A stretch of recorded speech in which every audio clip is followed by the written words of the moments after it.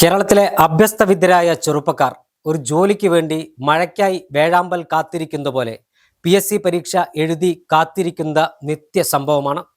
രാവ് പകലാക്കി PSC coaching സെന്ററുകളിൽ പഠിച്ചും അവർ പകല് ജോലിക്ക് പോയും രാത്രി കോച്ചിങ്ങിന് പോയും എല്ലാമാണ് ഈ ചെറുപ്പക്കാർ PSC റാങ്ക് ലിസ്റ്റിൽ ഉൾപ്പെട്ട് ഒരു ജോലിക്ക് വേണ്ടി കാത്തിരിക്കുന്നത്. പലർക്കും സ്വാധീനമില്ലാത്തവരുണ്ടാകാം. പലരും രാവ് പകലാക്കി പഠിച്ചാണ് ഈ ജോലിക്ക് വേണ്ടി ശ്രമിച്ചുകൊണ്ടേയിരിക്കുന്നത്. ആ നിരന്തരം ശ്രമിക്കുന്ന ചെറുപ്പക്കാരെ വെല്ലുവിളിച്ച സർക്കാരുമായി ബന്ധപ്പെട്ട, അതായത് ഇടതുപക്ഷ സർക്കാർ നടത്തിയ ഒരു വെല്ലുവിളിയും ചെറുപ്പക്കാരോട് ചെയ്ത കൊടും ചതിയും അനീതിയുടെയും വാർത്തയാണിപ്പോൾ പുറത്തു വന്നിരിക്കുന്നത്. അതായത് PSC പരീക്ഷാ മൂല്യനിർണ്ണയത്തിൽ ഗുരുതരമായ പിഴവ് സംഭവിച്ചിരിക്കുന്നു. ഉത്തരങ്ങൾ മൂല്യനിർണ്ണയം നടത്തിയില്ല. ആസൂത്രണ ബോർഡ് നിയമനം വലിയ വിവാദത്തിലായിരിക്കുകയാണ്. ഇത് സംബന്ധിച്ച വിശദാംശങ്ങൾ പുറത്തു വരുമ്പോൾ സംസ്ഥാന ആസൂത്രണ ബോർഡിലെ ഉയർന്ന തസ്തികയിലേക്കുള്ള പരീക്ഷയുടെ മൂല്യനിർണ്ണയത്തിലാണ് PSCക്ക് ഗുരുതര വീഴ്ച സംഭവിച്ചതായി പരാതി ഉയർന്നിരിക്കുന്നത്.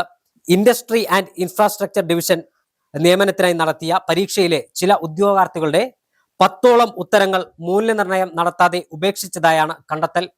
പരീക്ഷ എഴുതിയവർ വിവരാവകാശ പ്രകാരം ഉത്തരക്കടലാസിന്റെ പകർപ്പ് എടുത്തപ്പോഴാണ് ഇതുമായി ബന്ധപ്പെട്ട അപാകത അല്ലെങ്കിൽ കളവ് പുറത്തു വന്നിരിക്കുന്നത്.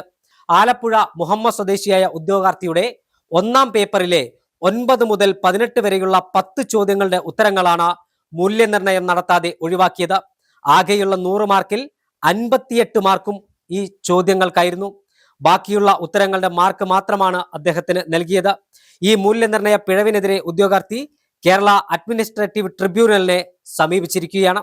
സെക്രട്ടേറിയറ്റിലെ അഡീഷണൽ സെക്രട്ടറി പദവിക്ക് തുല്യമായ 1,23,700 മുതൽ 1,66,800 രൂപ വരെ ശമ്പള സ്കെയിലുള്ള തസ്തികയിലേക്കാണ് 2022 വിജ്ഞാപനം വന്ന് 2023 ജൂലൈയിൽ വിവരണാത്മക രീതിയിൽ 2 പേപ്പറുകളായി പരീക്ഷ നടത്തി. 2025 ഫെബ്രുവരിയിലാണ് ചുരുക്കപ്പട്ടിക പ്രസിദ്ധീകരിച്ചത്. അഭിമുഖത്തിന് ശേഷം മെയ് 31 റാങ്ക് പട്ടിക നിലവിൽ വരികയും ചെയ്തു. നിലവിലുണ്ടായിരുന്ന ഒരു ഒഴിവിലേക്ക് 2025 ജൂൺ 23 ഒന്നാം റാങ്കുകാരന് നിയമന ശുപാർശയും നൽകിയിരുന്നു. അതായത് എല്ലാം ഇടതുപക്ഷ ജനാധിപത്യ മുന്നണി സർക്കാരിന്റെ കാലഘട്ടത്തിൽ. അതേസമയം മൂല്യനിർണ്ണയത്തിൽ സംശയമുണ്ടായിരുന്ന ഉദ്യോഗാർത്ഥികൾ പകർപ്പിനായി അപേക്ഷിച്ചെങ്കിലും 1 വർഷത്തോളം വൈകിയാണ് PSC ഉത്തരക്കടലാസുകൾ നൽകിയത്. പരീക്ഷയുടെ ശരിയായ രീതിയിൽ പുനർമൂല്യനിർണ്ണയം നടത്തി റാങ്ക് പട്ടിക പുനഃക്രമീകരിക്കണമെന്ന് ഉദ്യോഗാർത്ഥികൾ ആവശ്യപ്പെടുന്നു. ഈ ഉദ്യോഗാർത്ഥികളുടെ ആവശ്യം ന്യായമാണ്.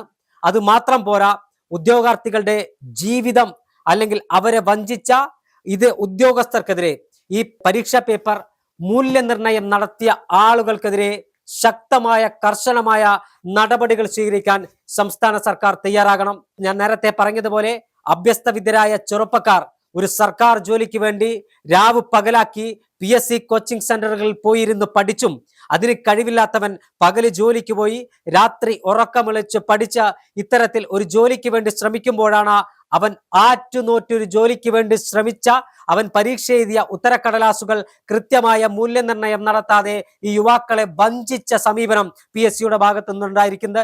ഇത് ഗുരുതരമായ ക്രമക്കേടാണ്.